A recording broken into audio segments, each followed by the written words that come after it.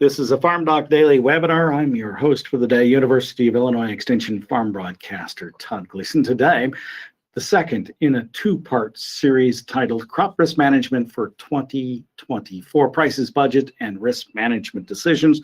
We'll take up crop insurance and ARC and PLC decisions today, as those final numbers have been allocated and can be used within the tools, as you will be able to hear and see. Our panelists for the day are Nick Paulson and Bruce Sherrick, both agricultural economists here on the Urbana-Champaign campus of the University of Illinois. Good morning, gentlemen. Thank you for being with us. Looking forward to the presentation today. I don't recall which of the two of you will begin for the morning. Nick Paulson, I take it that you'll get us started. Crop insurance's numbers are in, and the floor is now yours. All right. Thanks, Todd, for bringing us in as usual. Good morning, Bruce. Thanks for joining us as well. So outline for today, we're going to start off talking about the Farm Bill program decision. And when we say Farm Bill program decision, we're referring to that decision between ARC and PLC that must be made here coming up by March 15th. So we'll spend a few minutes talking about that. And then we'll transition into talking more about crop insurance. The first webinar we did in this series probably spent a little bit more time on that ARC PLC decision, as well as some of the context for the year with respect to price levels and some of the production costs and budget numbers we're looking at. But now that we have those projected prices and volatility measures that are going to determine what your crop insurance premiums are going to be for this year, we'll kind of focus more on crop insurance. But as Todd said, that earlier webinar from 2 weeks ago is archived on the FarmDoc site on our YouTube channel, and so you can access that one as well if you want some of that information that we covered in that first in this series. So we'll go ahead and get started. Jim, our webinar manager, the man behind the scenes here, likes to remind us that a lot of the acronyms that we throw around are not always known by everyone who's out there listening.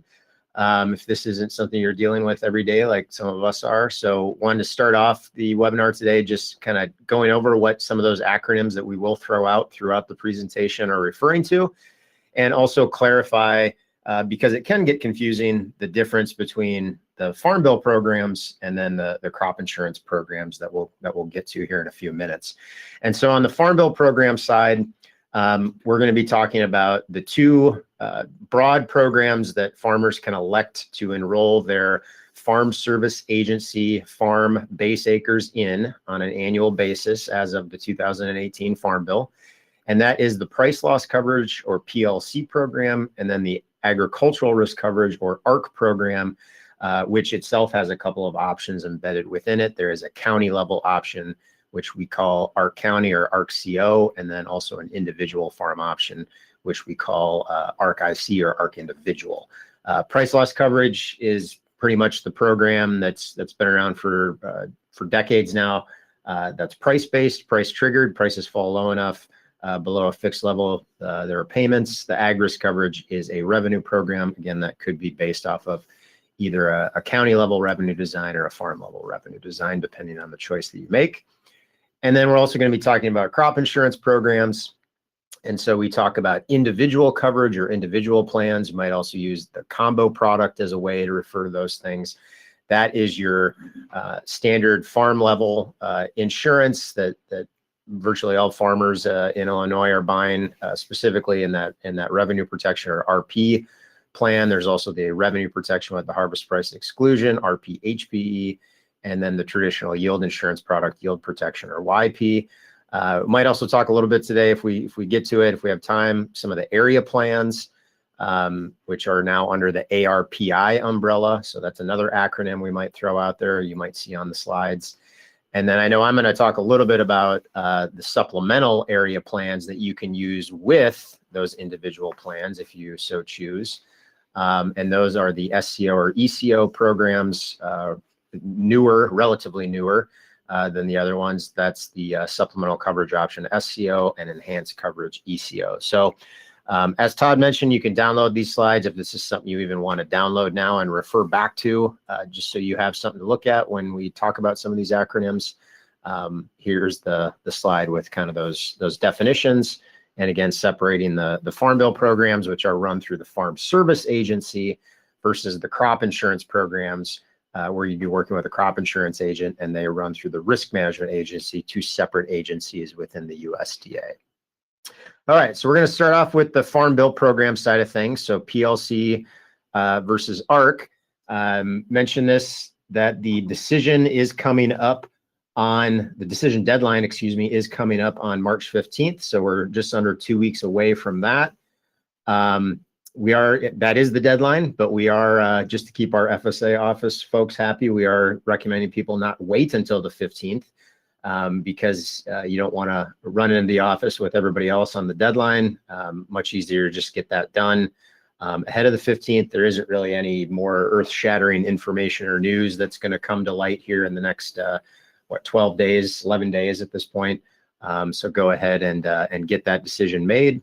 We'll talk about a little bit of that information that you have available to make that decision here as we move through the next few slides. So what the decision looks like. 2018 Farm Bill was extended for a year, and so the decisions, if you have made them going back in the last 4 crop seasons, it'll be the same type of decision that you're looking at this year. Most farmers are going to probably be looking at a comparison or a choice between that price loss coverage program, PLC and ARC-County. Those options are ones that you can mix and match in some pretty flexible ways. In most cases, FSA farms have base acres in multiple commodities.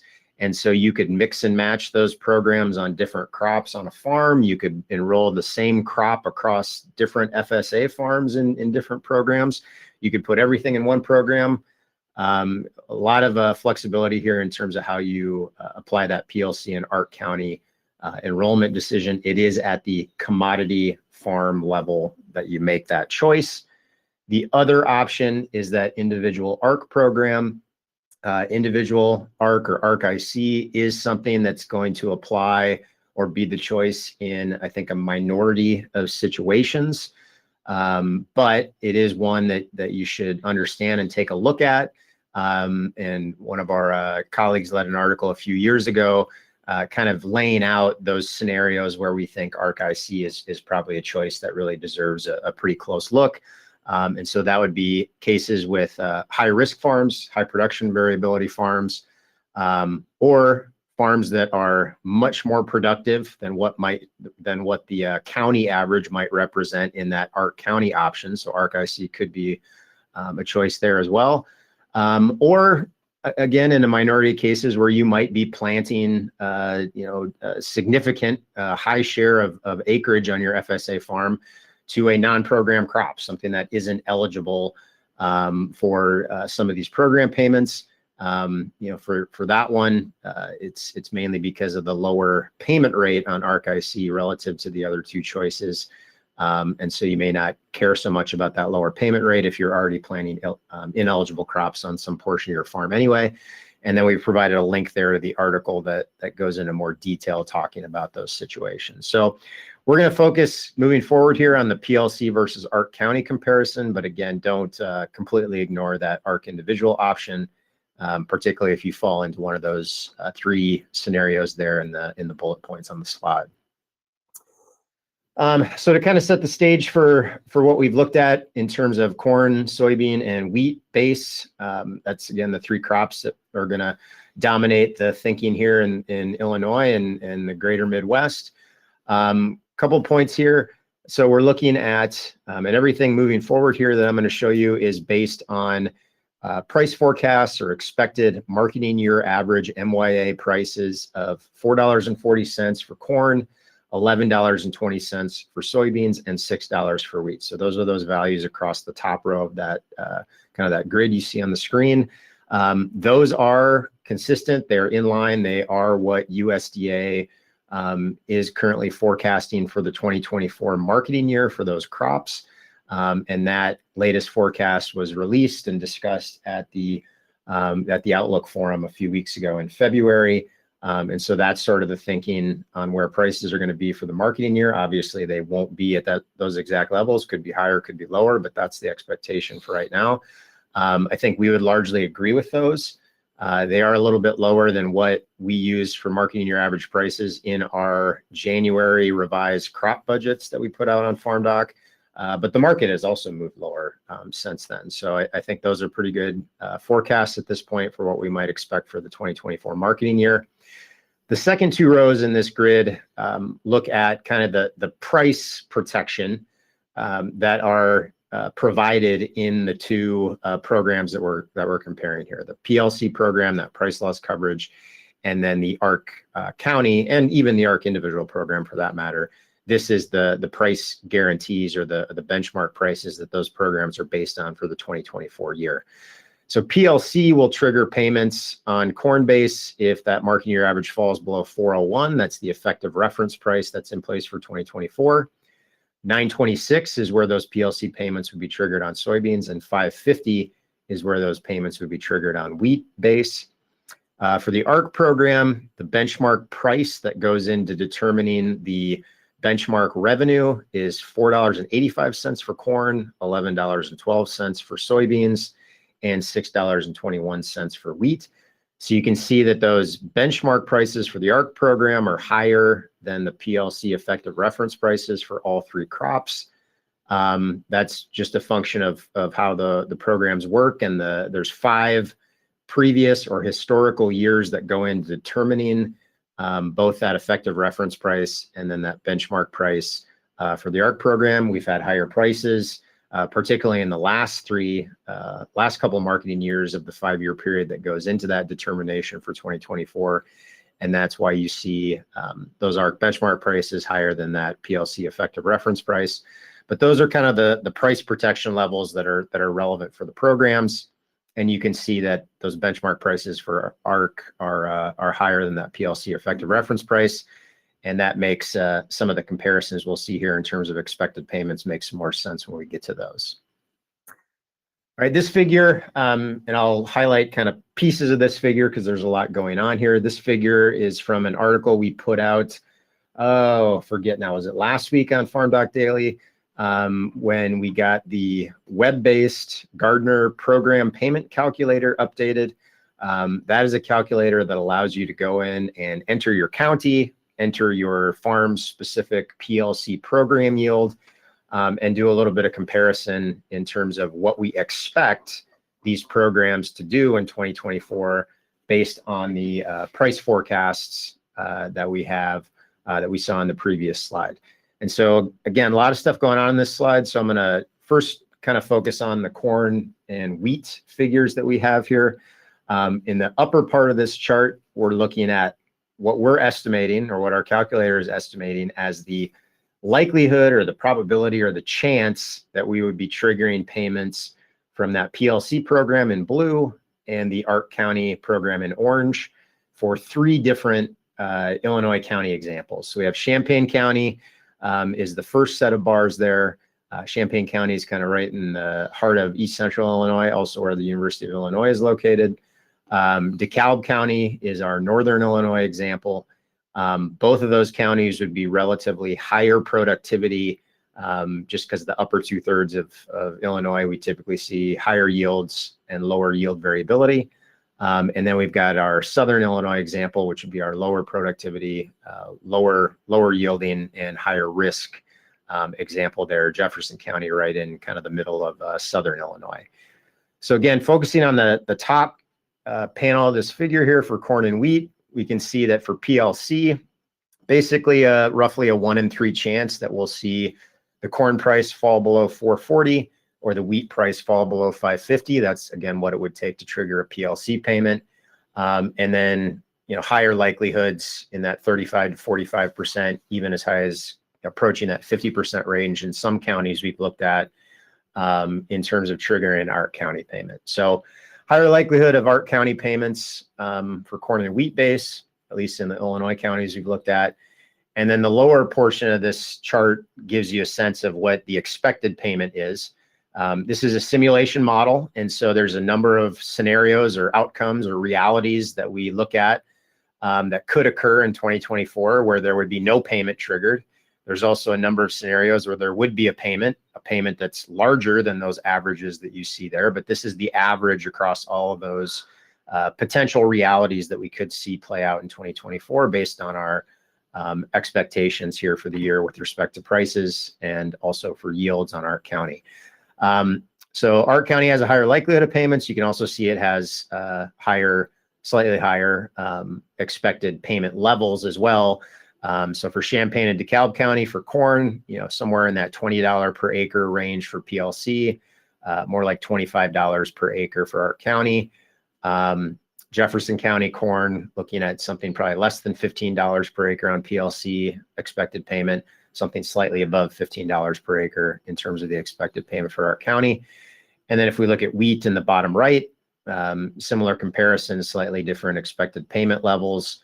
But something maybe approaching that $10 payment for PLC in expectation, more like $15 on ARC County, slightly lower payments for both programs in Jefferson County, but in general, higher chance of ARC County payments. And then because of that, slightly higher expected payment levels for that program when you're looking at ARC County versus PLC.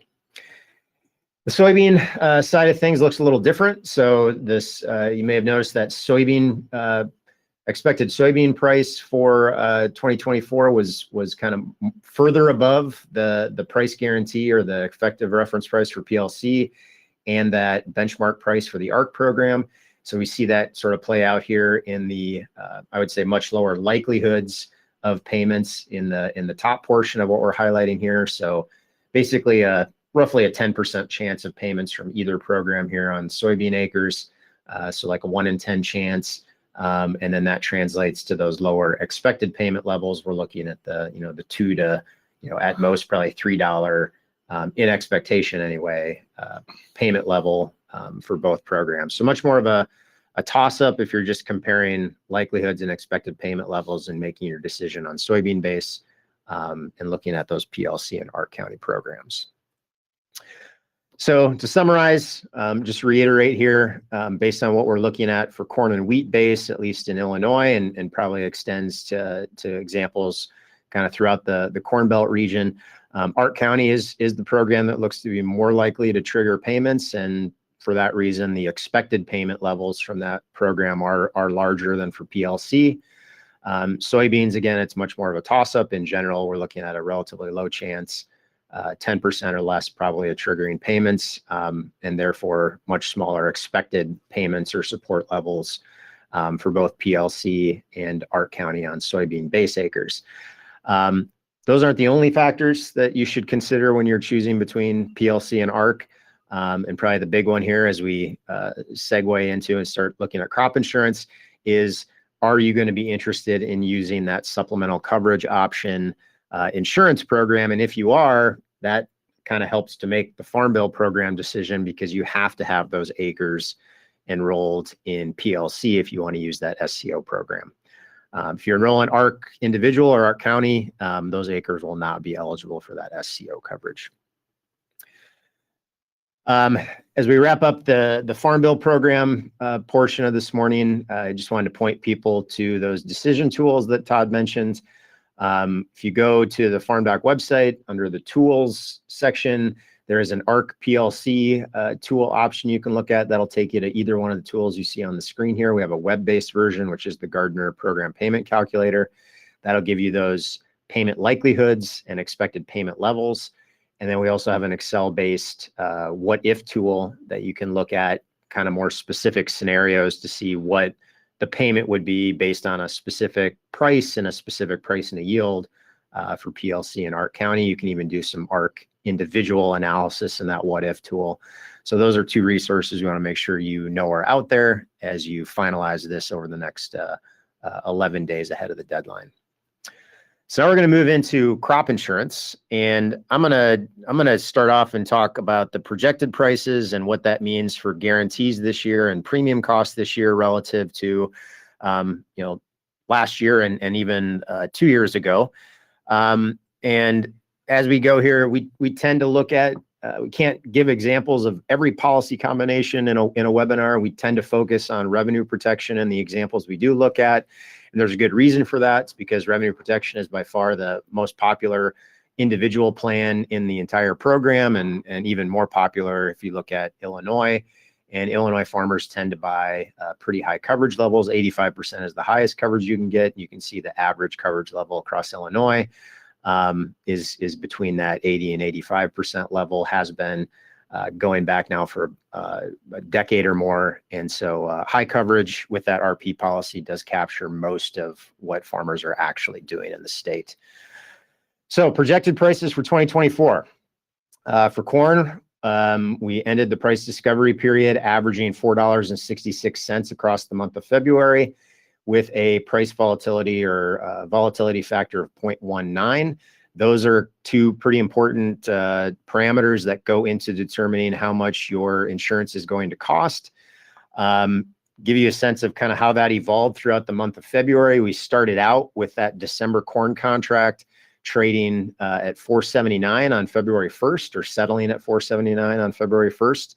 And we just kind of worked our way down in terms of where that contract settled throughout February.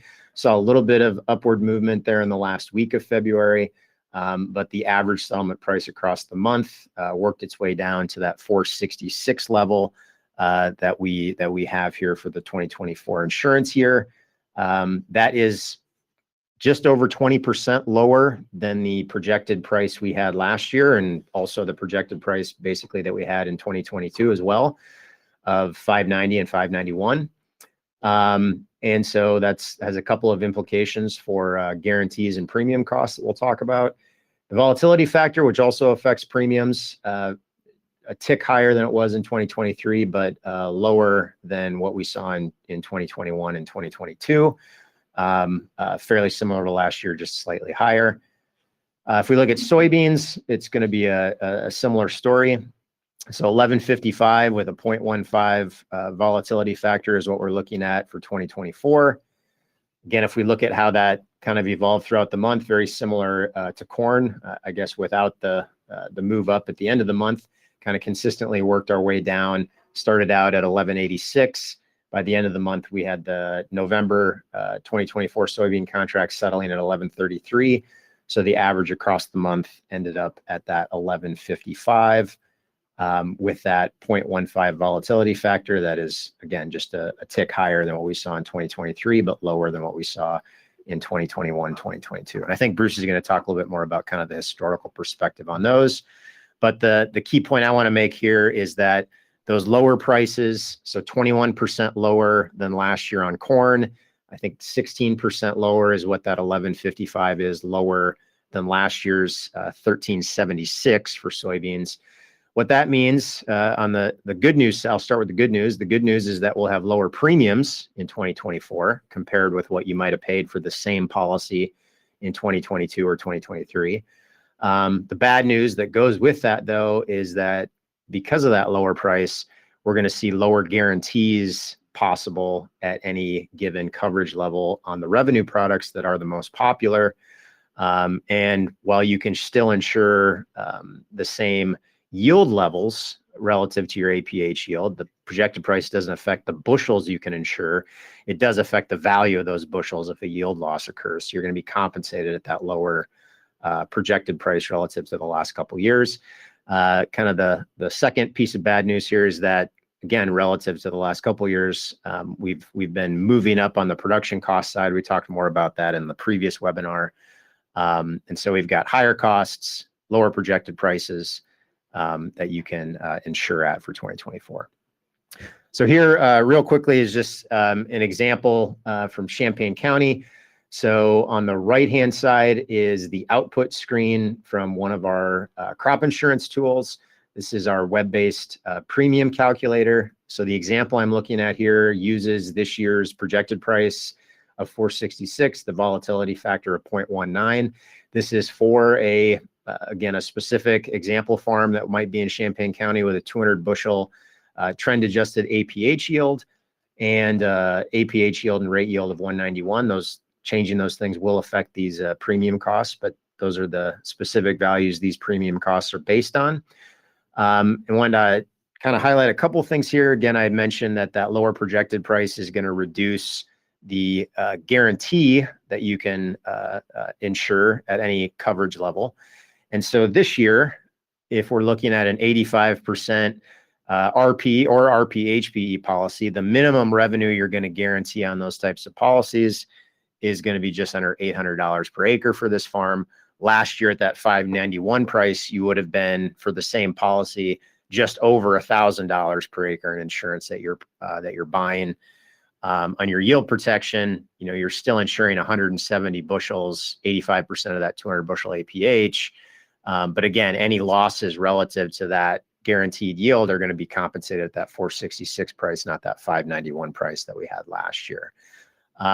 Again, a little perspective on what these numbers mean or how to think about those.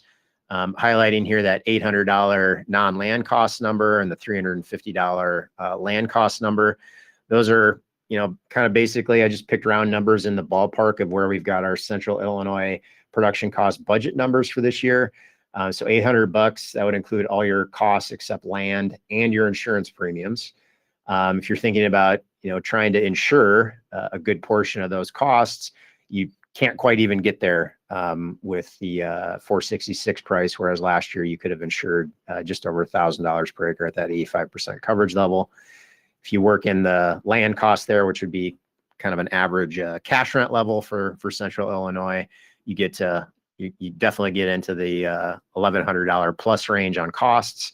And again, with individual plans only being able to insure approaching that $800 revenue level with that 200 bushel trend adjusted APH yield.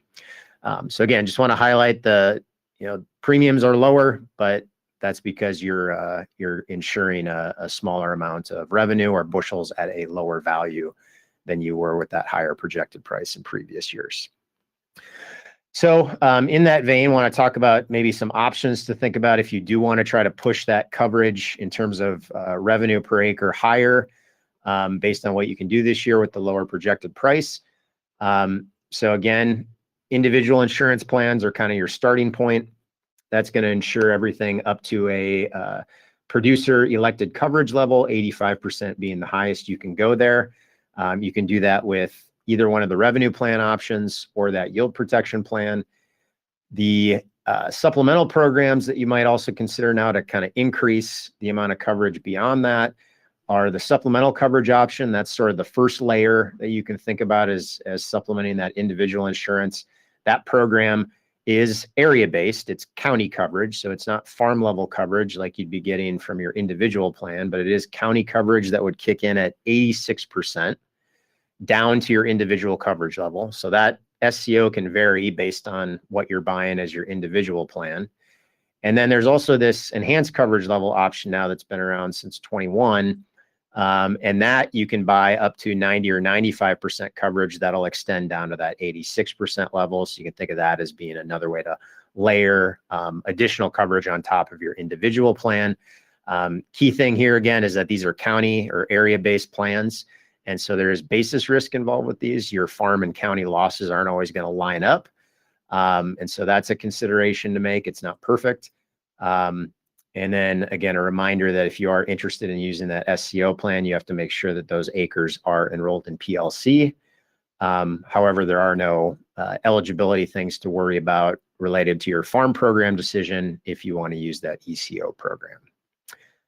All right, and then finally, before I turn it over to Bruce, again, a lot of numbers on this slide, but I'm going to highlight a couple scenarios here. So again, most farmers in Illinois are using revenue protection. So that's what all these scenarios are based on. Most farmers are buying at least at the 80 or 85% coverage level based on the averages that we see. And so first, if we take a look at what an RP 80% policy would cost you this year, there in the bottom, I've got it highlighted, be around an $11 premium for that Champaign County farm with a 200 bushel APH yield. That's going to guarantee you almost $750 in revenue. If you want to go to the 85% coverage level, that's going to basically double your premium cost. It becomes much more likely that you're going to trigger an indemnity by going up to that 85% level relative to 80%. So that's the reason for the sizable increase in premium cost. In both cases, again, those are going to be about 18 to 20% lower than what you might have paid for those policies last year because of the projected price. So one thing that I know some producers have kind of thought about is, okay, if I'm an RP 85% buyer, what do I want to do with maybe that extra $5 that I was spending last year on insurance? One thing you could think about doing is adding those supplemental plans to your individual coverage. So if you want to add SCO and the 90% ECO program to your 80% RP plan, you'd have a pretty similar total out-of-pocket premium cost here as you would with RP at 85%. You would technically be increasing your coverage level to 90, although it's not perfect because it is county level coverage at that level. But you could also kind of increase at least your theoretical revenue guarantee up above that $800 level to $839 per acre. If you wanted 85% plus the supplemental plans with ECO at 90%, that's where you'd be getting to that $32 per acre, $33 per acre premium for the example farm we're looking at. That might be, again, similar to what you spent last year, but again, give you a little bit more revenue coverage relative to what you can get with RP on its own. And then if you want to go to the 95%, that's where the premium really starts to get higher. If you look at the bottom left there, we've got the premium costs in Champaign County for that ECO coverage, between $9 and $10 on the 90% ECO, but that jumps up to over $25 on 95% ECO. Again, that just reflects the much higher likelihood of triggering payments when you go from 90% to 95%. So looking at some couple scenarios here with that 95% ECO coverage with SCO and the underlying plan, you're getting over $40 per acre in terms of premium costs and approaching $50 per acre in premium cost if you take RP all the way up to 85%. So a lot of options. Again, a good idea to sit down and talk with your insurance agent about what those options look like for your specific farm. This is just for an example farm in Champaign County. But things to consider in terms of bumping up that revenue guarantee if that's something you want to do given the lower projected price this year. And with that, I'm going to turn it over to Bruce. Hopefully I've left him enough time to talk about what he wants to talk about. Oh, thanks, Nick. No, the number of things that you have to look at and be able to compare is really quite mind-boggling. You have to admit the number of combinations across type of policy, coverage level combination. And on top of all the things that you just described, there are also kind of an exploding set of non-reinsured or private products that you can add on top of these as well. So even after you get all the way done with those comparisons you just made, there's a whole bunch of additional things to look at. So it's just gotten more and more complicated through time. What I wanted to spend a little bit of time looking at and using kind of some demonstration time, I guess, with some of the tools we've developed and put up at the FarmDoc website, look at some of those actual decision tools that have been developed through time. This is a very, very busy slide, I recognize, but it's just an illustration of the things that exist that we've built through time at FarmDoc and have available for free usage to look at things related to crop insurance and some farm bill events. Again, just to kind of highlight across the top, crop insurance premium calculator, that's all live and complete now. That's just literally a way of going in and comparing ahead of time what your premiums are likely to be. The crop insurance payment evaluator, we'll use a little bit of our time today to talk about how it evaluates in a very probabilistically consistent way the impact of choices across different policy types and coverage levels so that you can say, how likely is it that I'll have a shortfall or an excess, or how are my payments related to my underlying revenue from the crop insurance, or how are underlying revenues from the crop related to my crop insurance payments. It's not always a one-for-one. The price distribution tool, one that we've gotten a lot of pretty good feedback on, is just a really fun, quick way of saying, what does everybody believe today? It goes out and gets real-time prices out of the market and says, given the prices for futures and options prices at this moment, what does it imply that the users, people who are buying and selling these products, believe are the likely prices and the probability of them being by the end of the period? Now, this is especially critical for evaluating crop insurance because, and we'll talk more about this in just a second, because the futures prices and the projected prices aren't, especially for soybeans, aren't really that close together this year. And so there's a bit of a impact to evaluate in terms of the fact that the starting prices in the real market are not where the starting prices or projected prices for crop insurance land.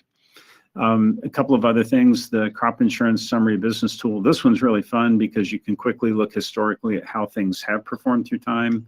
A downloadable crop insurance decision tool. The PACE endorsement evaluation tool.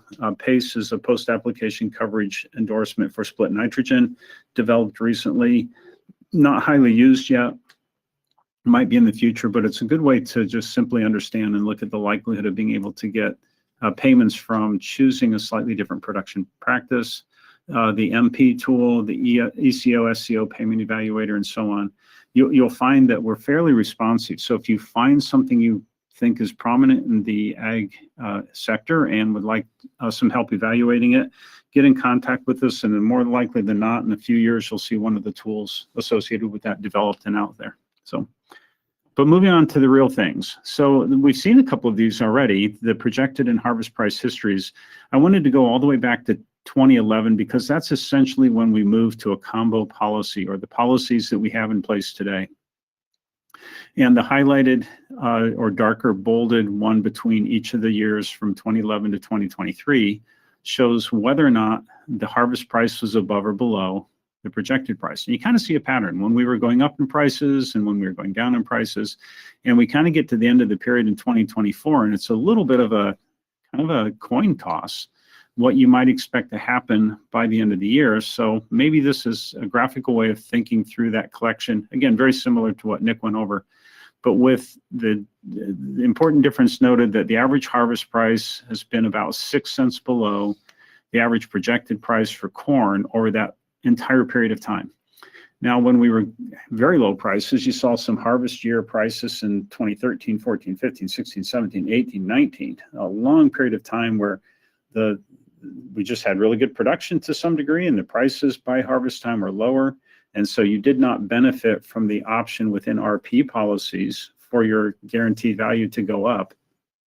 But in years like 2021 and 2022, and early in the period, 2011 and 2012, the drought year when harvest prices were substantially above, the impact of having a higher harvest price is really very important to protect. And I think that's why you would see that RP is really the most popular policy. I think you just don't want to have the potential regret of missing out on a price increase.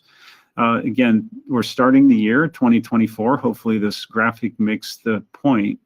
Not that far away from our long-term average projected price, but a bit below, and definitely below the last couple of years.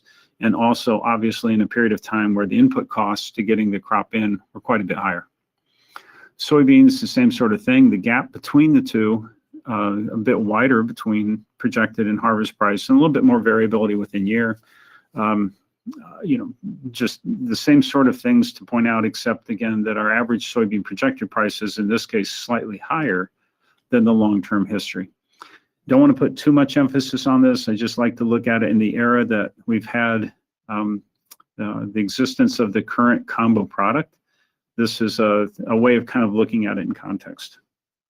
Okay, let's look at a couple of the tools, and I'll go fairly quickly through these. Online cases exist, and there are 6,000 or so possible combinations of states and counties you can pick. So we weren't going to try to, be super comprehensive, but instead take an example that we think relates well.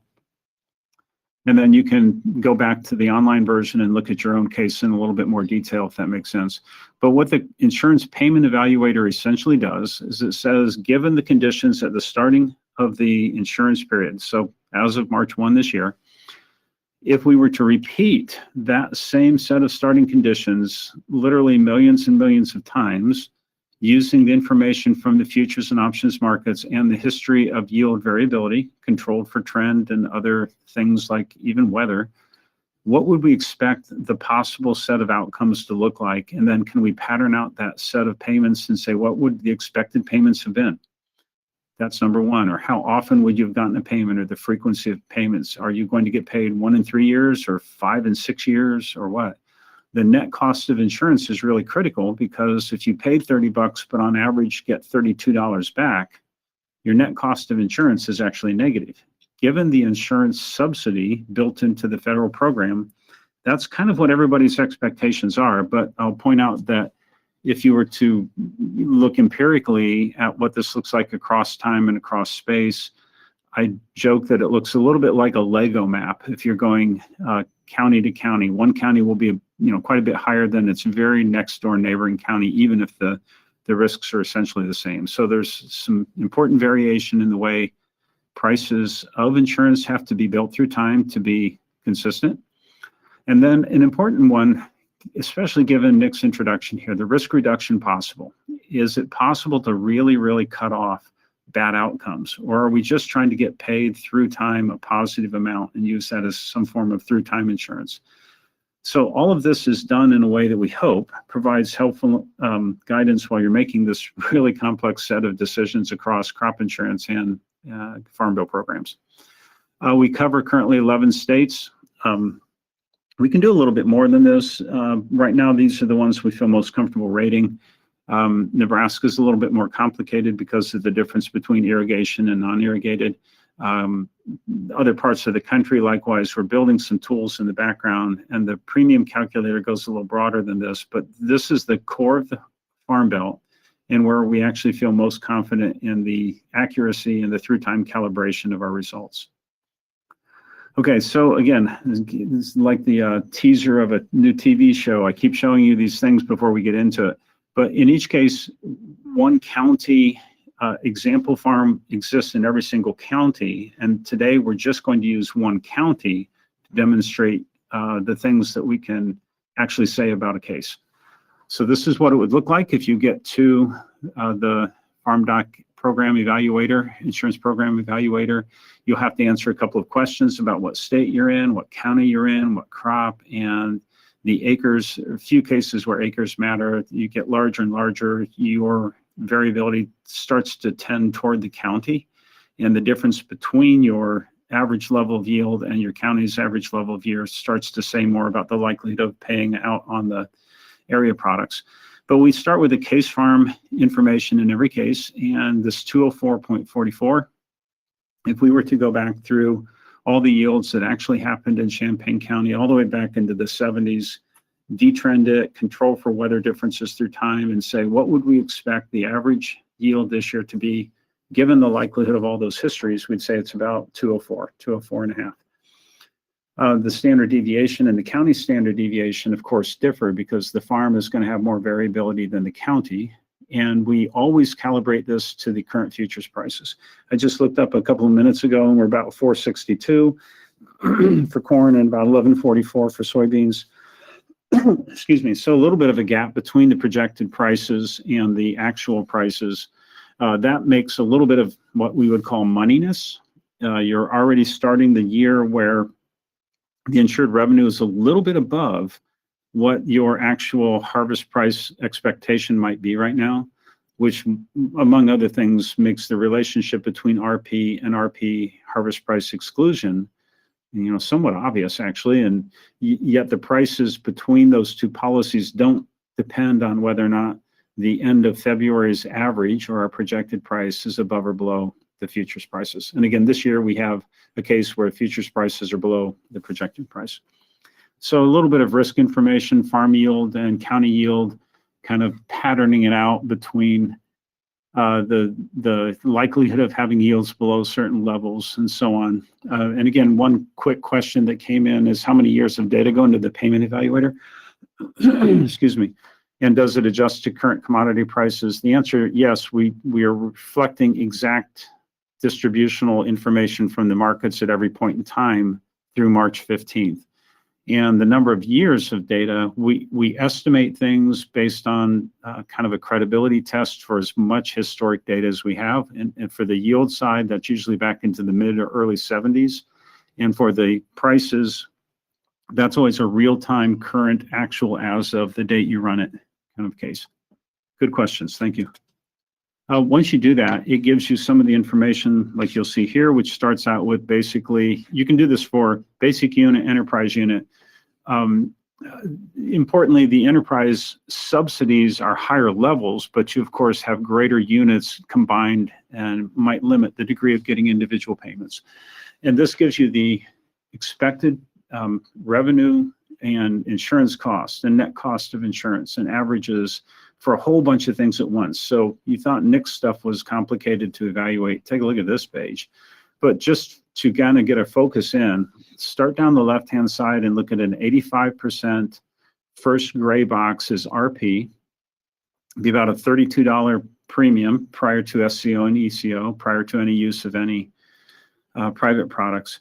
But the expected average payment is about 48. In other words, it's going to pay back more than you pay with an expected difference of about $15.61. So that negative in net cost is a good thing. If the net cost was $20, that means it costs you extra 20. If the net cost is negative 15, it means it pays you back more. And in Champaign County, given this year's starting conditions, again, remembering there's a bit of in the moneyness of the insurance starting date, about a 37% chance of getting that payment.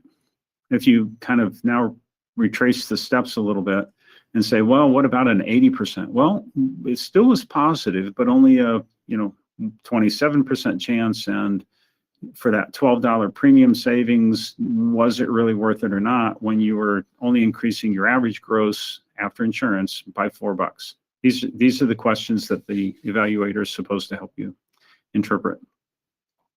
Moving over to RP-HPE, because it's so much cheaper policy, you start with a $14 advantage in terms of the policy outlay, can kind of keep you in the same game.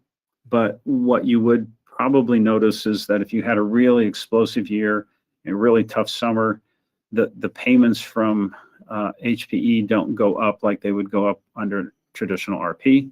And again, this year, we're looking at a lot of people who've expressed a tremendous amount of interest in YP. Because of the lower prices, it's easier perhaps to ensure your price side of your equation on the side and instead focus on YP. So this, again, it's a strategy that for some people makes a lot of sense. I've heard agents describe what private policies they're putting over top of YP because YP looks so cheap. Again, we're not advocating for any particular case other than what makes most sense for your own. And visiting with a really qualified agent to make sure you understand it all is critical. This is not like giving you, free investment advice in any case. But YP, I think, is probably going to pick up a little bit of acres compared to previous years. Not 100% sure of that yet, but it's a plausible strategy for a lot of folks. The county products, I'm not going to spend a lot of time on this except to say it looks like the net cost is really, really negative, which it is. But the payments aren't highly correlated with your actual revenue. So I do discount the value of using area products quite a bit, especially this year when you're already starting probably with a little thinner margin between your cost of production and your expected ability to make payments on things like inputs and cash rent and repairs and so on. Again, we'll get through this pretty quickly, but this slide, again, looks a little complicated, but I want to point out what it's showing. The kind of value at risk or the probabilistic information.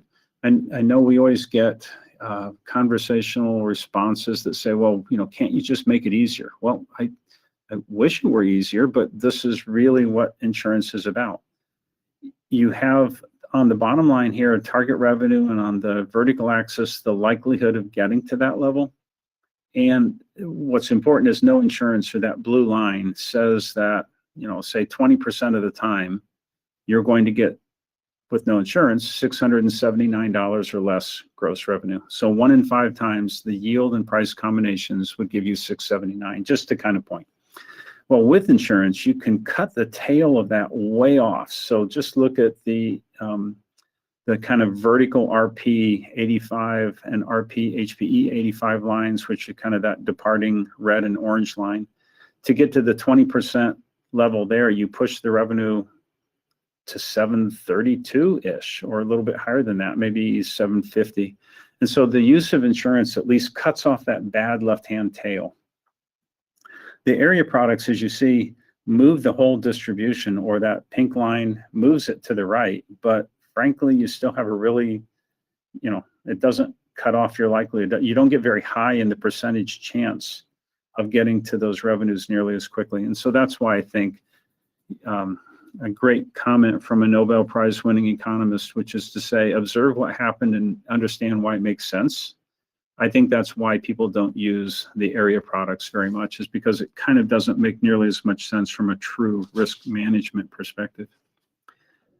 So again, I know that was a really rapid flyby. We'll leave a couple of minutes for questions at the very end here perhaps, but the other tool that I wanted to highlight is the price distribution tool.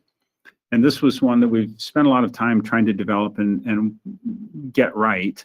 But it basically goes out and says, at any moment in time, what are the probabilities of the eventual possible price movements? I tried to show one of my kids one of these one time, and they said, so it's like DraftKings, right? Like, what do you mean? Well, everybody's betting, and it determines what everybody is going to get paid if an outcome comes, and the money line is where we think is like a toss-up, right? Like, well, I don't really understand DraftKings, and you don't really understand crop insurance, so let's just call that a draw. But it does use the same principle. You go out and get the real market data at any moment in time and say, for those prices to make sense, what do we believe possible future numbers should look like? And so again, this one is from Friday, just to show, given the DEAS 2024 and a 466 evaluation price, which was the current projected price, gave us a probability of event around that number. We can look at, and as you type in that number, it will give you the shaded in region and the likelihood of getting to that level.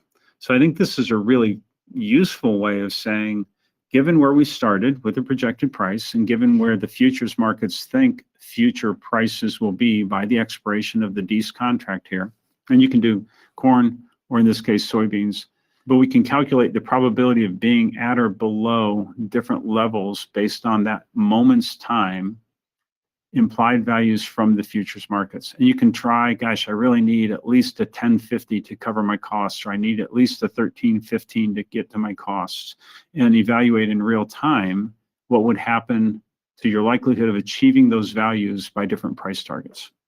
So again, a really useful tool. A couple of other things, just to wrap up, to remind you that there's a early planting date, a final planting date, a late planting period, and some impacts on your insurance if we end up with a really wet spring or really early spring, and options to get to the the crop in the ground and moving forward, and instead of praying for no rain, to start shifting for praying for rain. The final planting date in Illinois gives us a period of time after which you can begin to claim prevent planting. The last time we had a widespread use of this was really 2019, and that was really the upper Midwest, upper Eastern Plains area that had all the rain in the spring. Not highly used in Illinois, but it does get used. A late planting period, after that date, you can still continue to plant. It's just your crop insurance guarantee goes down by 1% per day. And then finally, after that, you can still plant if you want, and your insurance guarantee is 60% of the original. Different rules in different years. 2019, we had a really complex set of rules about what you could plant and whether you could harvest it for grain or not, or graze and so on. But in general, you can plant a different crop after the late planting date, still make an insurance claim. And to see where those exist, Illinois is kind of split like this. Essentially June 15th for the final planting date for corn, in most of the state, with a little bit of end of May at the very lower end of the state where it gets warmer sooner. And likewise for soybeans, just the zonal differences are a little bit higher in the state. With that, we'll move to kind of the end. And Jim, were there questions that you want us to respond to? There are a couple of quick questions. So, and I have a couple of questions I want to follow up on as well. So one that came in early is, what is the coverage level with 80% RP and SCO? So what's the total coverage level? Is that 86% complete? Yeah, and again, the caveat, or the asterisk I would put on that is, from 80 to 86 is county coverage. So, again, it's 86%, but with the caveat that kind of the 86 down to 80% is the county based, and you don't kick in on your farm level coverage until that 80% level. And while we're waiting for a few more questions to come in, I will remind folks that we do have sponsors here for the FarmDoc sites. They include the TII Center for Farmland Research. Bruce Sherrick is its director. Thank you, Bruce. CoBank, just came on board with us. Thanks to them, along with Compeer Financial, Corteva AgriScience, Farm Credit Illinois, FS Growmark, the Illinois Corn Growers Association, and the Illinois Soybean Association. Our next question, of course, is how would you compare the coverage provided between SCO and ARC-County? And while they're thinking about the answer to that question, I'll remind you that our educational partners include FBFM, the Department of Agricultural and Consumer Economics, to which both of these gentlemen belong, and of course the College of Agricultural, Consumer, and Environmental Sciences. Other partners include the University of Illinois Extension as well. So how would you compare the coverage between SCO and ARC-County? Carefully. So they are both revenue programs. They both trigger at 86% of the revenue measure that they're guaranteeing. But then beyond that is sort of where they start to potentially depart from one another. So we've got a lot of things going on. The prices that are used to determine the guarantees and then to determine actual revenue to see if payments are triggered are different. So SCO is based on the same insurance prices that are used for your underlying insurance coverage. Same projected price determined throughout the month of February for corn and soybeans. Same harvest price determined in October. And the difference between those two is what matters. Whereas ARC-County, your guarantee is being partially determined by a Olympic average of a 5-year period in the past of national marketing or average prices, or average cash prices received by all farmers across the country, or estimate of that. So there's potential for differences there.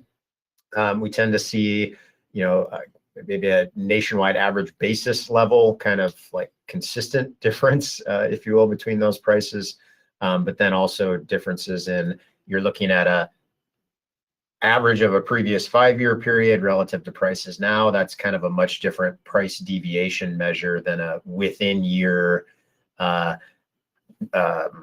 February to October sort of futures price difference measure on SCO and ARC-County. I know that answer doesn't give you a lot of like which one's better, which one's worse, simply because that's kind of a question that's impossible to answer. And then on the yield side, also differences. You're looking at a county level yield measured by RMA for SCO, with some fairly complicated trend adjustments that go into that estimate each year. ARC-County does prioritize now RMA yield information historically in putting together the guarantee for ARC-County. But again, that's based on a 5-year period in the past. Trend adjusted, but again, it's going to be different than what that SCO yield is going to be in any given year. And so again, did a lot of talking there just to point out the complexity in that question. But in concept, they're both revenue programs that trigger at 86%.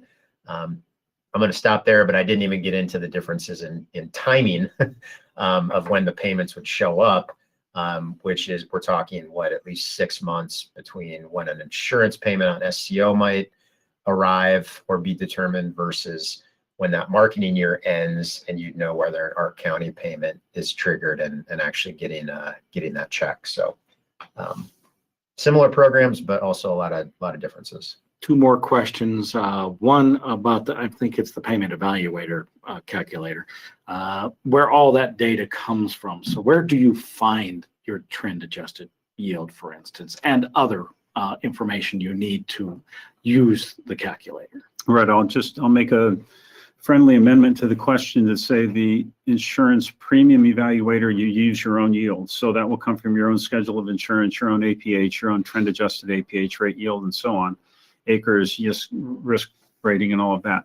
For the payment evaluator, we create a sequence of expected yields using NASS historic data and trend rates that we adjust for both time and weather, and come up with what we believe would be the most representative farm across average for the entire county. Now, some counties are fairly homogeneous, Champaign, Piatt, McLean, for example. Some counties have regions with high risk and low risk, and it'll be a little harder to find your farm as feeling representative within that county.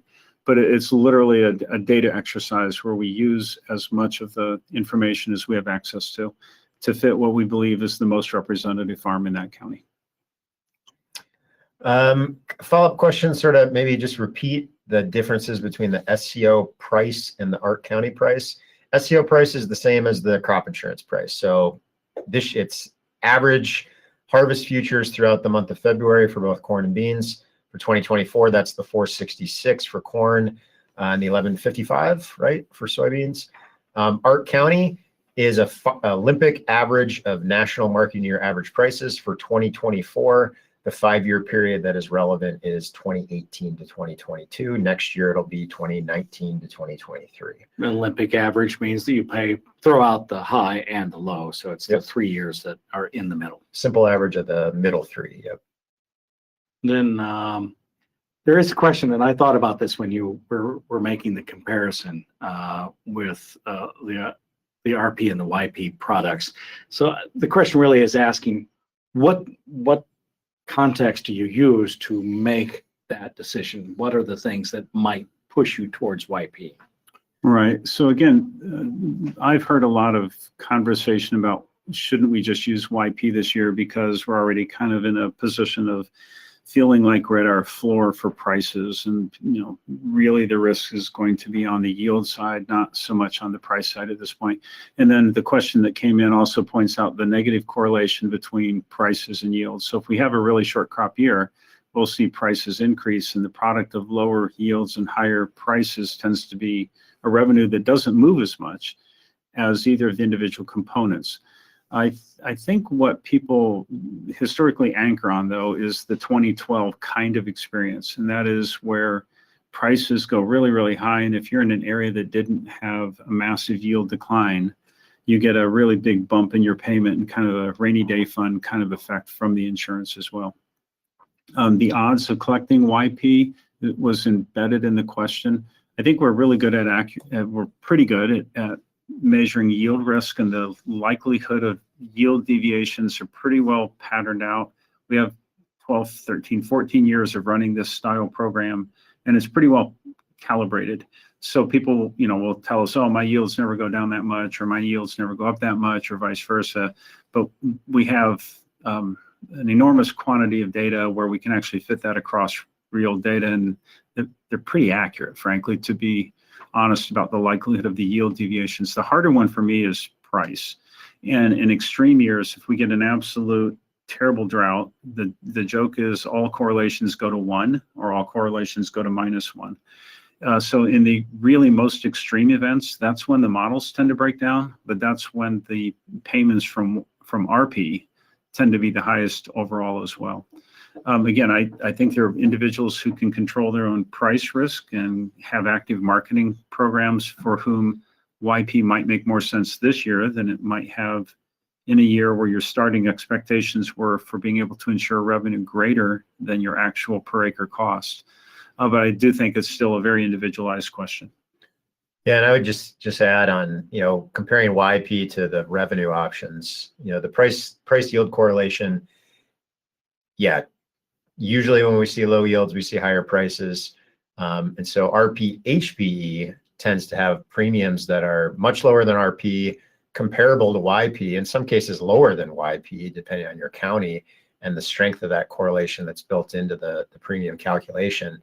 But RP, the way I always think about the harvest price, or I've always thought about the harvest price component of that RP plan, is it turns your revenue coverage into yield protection when price moves up.